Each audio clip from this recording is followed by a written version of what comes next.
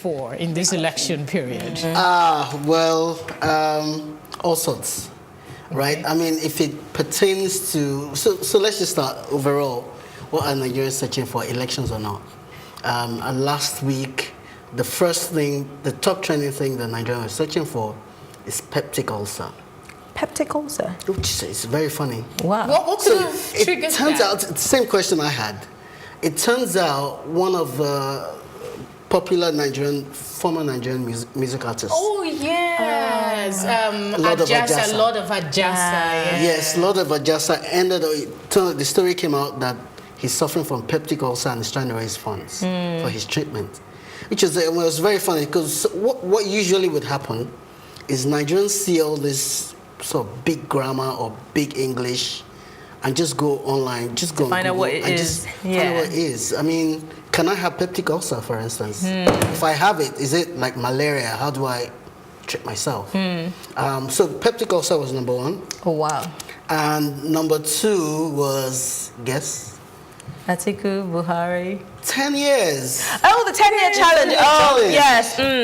Nobody wants to see my 10-year challenge. I never tempted to get into Have you done yours? I belong to that generation that would never do it. I never wanted to do it. I tell you what, I'm not one to follow trends. I'm not very trendy except when it comes to makeup.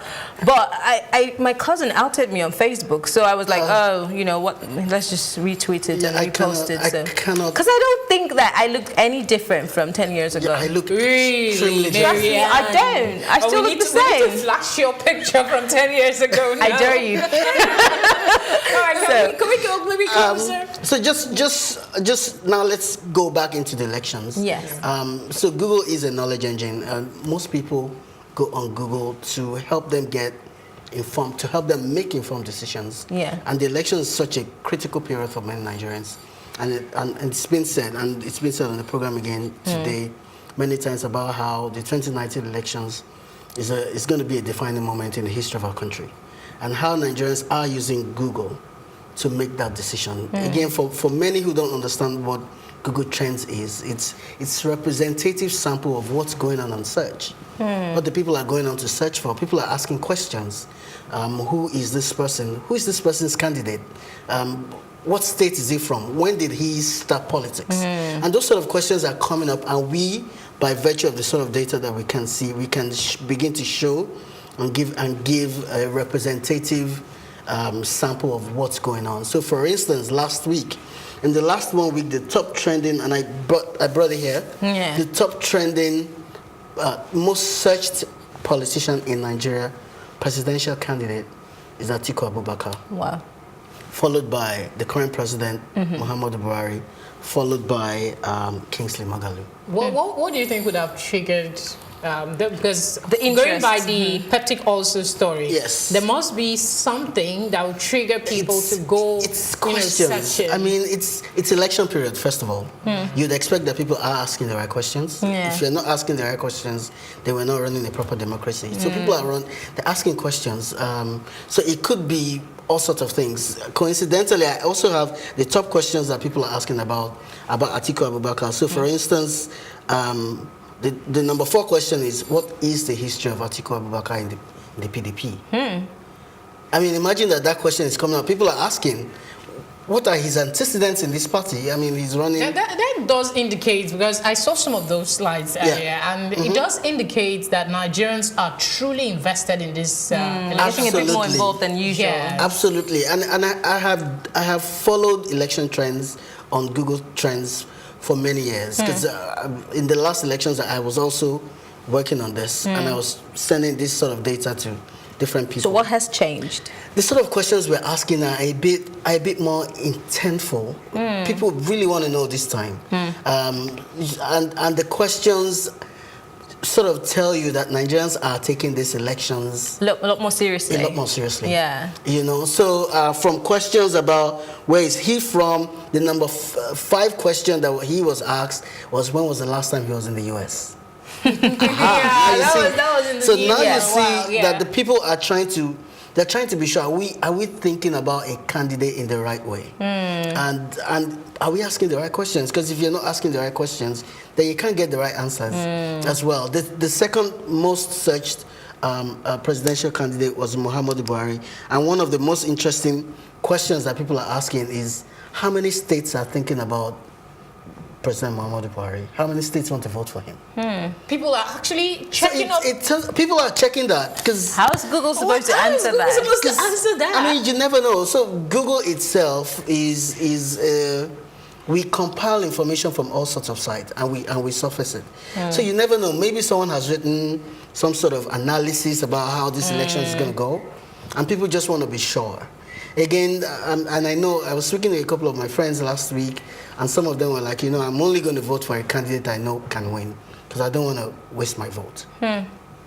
So people want to know that is what states are voting. a decision by some persons. Vote for somebody they know that can win, not somebody that they think. With respect to a specific candidate, so there were a number of candidates that we were talking about, and there are particular candidates that publicly people think this is a great candidate but can never win, and so I would rather not give my vote to that person, so that my vote will count.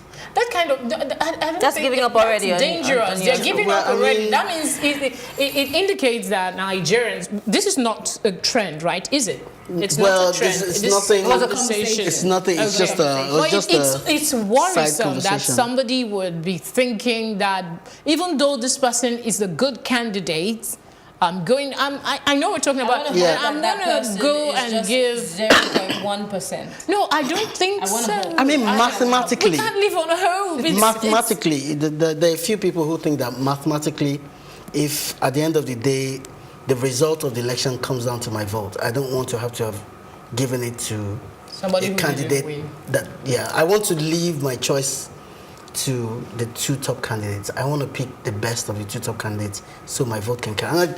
We can debate about that forever. All day, but let's come back to the trends now. The trends. What have you had ridiculous, apart from the ones who have said how many states is the president going to win in? Have you had ridiculous questions that you went like, oh my God, did they just ask that? I think ridiculous is not the word, but I mean, what gladdens me as a Nigerian and as someone who works at Google who gets to see this sort of information is again to the fact that we're asking questions.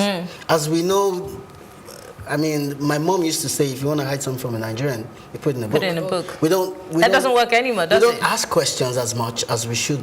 So one of the questions, for instance, that was asked about Shore is, who is his running mate, right? And these are, the election is just in how many days? 30 days. And people still don't know that. And people still know who the running mates are. Well, because it boils down to the fact that we have so many political parties that are in the race this year. At the end of the day, he's still a top candidate. You see, a lot of people would tell you that after the first 3 top candidates, they don't know the rest of them. Neither. I mean, if they even know one person, they might not even know who their running mate is in the first instance. So. Good point, but. I mean, another question is why isn't Shore in the presidential debate? So you see, and those questions are coming up. People are asking major questions. They're prodding, and usually my advice to political candidates or political parties is take a look and take a listen to what the people are asking and provide answers to them. And if a person says, and we all know how sometimes expensive it is to go on the internet and how people turn off their internet just so they can preserve their data. Yeah. When they do turn on their data and go on Google and they ask a question like, who is your running mate? They are looking for answers. So do this, just out of curiosity, because I know you're a tech guy, so you probably might be able to answer this. How many of these political aspirants or the top guys who are being searched for have Wikipedia pages that are up to date? I haven't done, because now we have 91 parties? I mean the top guys. Majority of the top guys do have wiki pages. Okay. They've created so it's easy to find them. Again, you have to understand that a lot of these people have recruited really smart people to run their campaigns. And we're glad that that's happening, because the best kind of web, the best web you can find is one in which people go and can actually find something relevant to them. And they are curating the kind of information. And we're creating, and we are also able to create the kind of information that people are asking for and that people want to see. And so it's great. Last week, last week, there's been the story about how the CJN is being tried. Actually, the office for and that's a top issue. So we also were able to pull out the top trending issues related to the election. So you do this every other week? So we do this every week. Every week. Okay, let me ask you this question. You said something earlier that there's an increased use compared to previous elections. Yeah, maybe not. Searching. Yeah, increased and maybe a bit better use in my opinion. In your opinion. Yeah. That's in terms of the questions being asked? In terms of questions being asked. Would you say that is because of the spike in people that have better access to the internet, not necessarily because in previous years people were not interested in knowing the right candidates? There's a lot related to how people use the web. So first of all, there are access issues, issues of how many people are able to connect online. Yeah, that's exactly my question. Yes. In the very first place, can you connect online? That's the first thing. Is it cheap? Do you have a device? And those sort of things. Having mobile phones has sort of made that a lot easier. And then the cost of data has dropped a bit, so a lot more people can. And there's also free Wi-Fi. Now, people can go and just connect. Not in this area. I mean, Wi-Fi in Lagos. Last year, Google did launch. Last year we launched a product called Google Station in malls and markets, and you can go there and connect. So people don't trust these free Wi-Fis most times. I get it a lot when I see them say, why would I be using it? They'll be searching and stealing information from my phone. Again, it's good for people to ask questions. Paranoia. Yeah, it's good to ask questions. So how would you respond to that? If somebody came to you and say, oh, there was a place I saw hotspot for Google, and I'm like, why would they be giving me free Wi-Fi? You know, we're suspicious of anything that's free. I mean, I always would encourage people to ask questions. And whenever you go to anywhere, to all these places that have free Wi-Fi, you'd usually find there's someone in charge. And ask those questions, because as much as we want a lot of people to connect online, we also want them to be safe when they go online. So being sure that, is the network right? Is it one that I can trust? Where's my data going? And those sort of things you have to ask. But I mean, so those are a lot of the things that we made sure we put in place before we launched Google Station as a product in all the malls, because people were asking, and we had to be sure that it's not about getting people online. We also have to make sure that they're safe and that their data is protected and that what they're looking for they can find. How often do you have engagements with, because most of the people who go online more often than not are young people, and that's because every young person you see now has an iPhone or something. How often do you engage with these young persons so that these questions that most times are asked online are asked to you in person, like you said, protecting their information, making sure that they know what networks they're connecting to? How often does Google engage with people? I mean, we periodically, so again, we sort of run a very tight ship, a very small team in the country, so I can't be there all the time. But we work with a number of key opinion formers, we work with a number of media organizations as well, and we have information all over the internet just to help people. When you're interested in finding that information, you can find it. And everywhere we have the Wi-Fi available as well. Whenever you go, there's always someone wearing a Google Station t-shirt who tells you, did you know you can do this? Oh, by the way, you can ask me any question. I'll be able to respond and find it. But I mean, back to the question that you asked about is access, or how differently are we seeing people using the web? So the first thing is access. The second thing in this case is ensuring that people know about how to use the tools in the first place. So having access is just the first step. Training them about, this is what you do.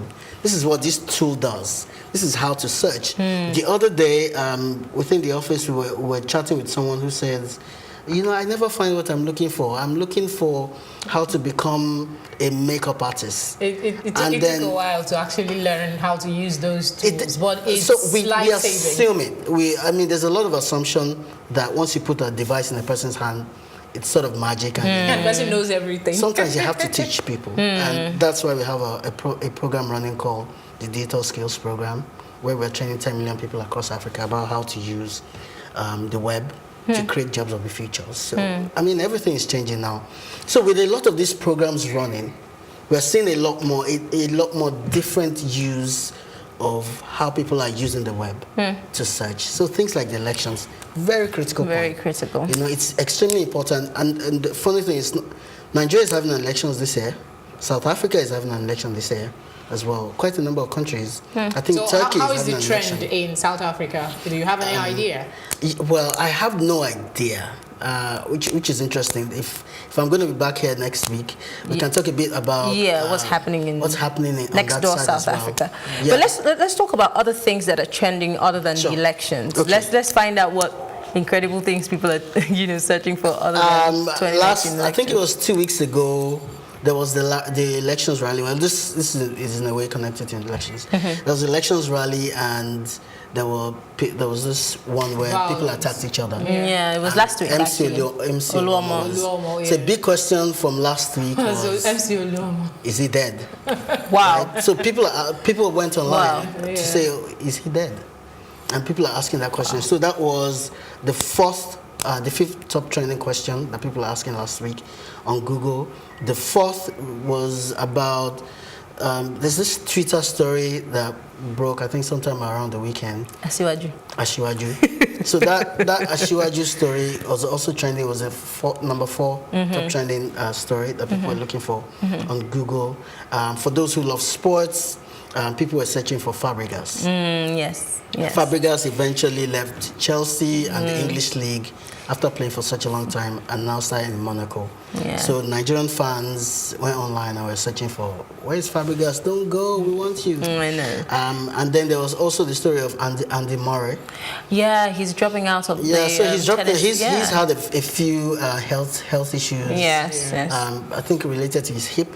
So he's had to retire. So he says he's retiring at the end. Unfortunately, a bit too early than usual. I didn't think that Nigerians were that interested in tennis. Really? I thought. Well, with the news always in your face, there is no way you won't take a shine to one of those You're right. people. You are right. I mean, it blew my mind. Absolutely. Nigerians were all searching. Tennis is somewhat a game, a sporting game that a lot of Nigerians actually do. As it turns out. Leisurely, yes. Well, I mean, when I was growing up, my mom used to say that I could never do very well with anything that bounces.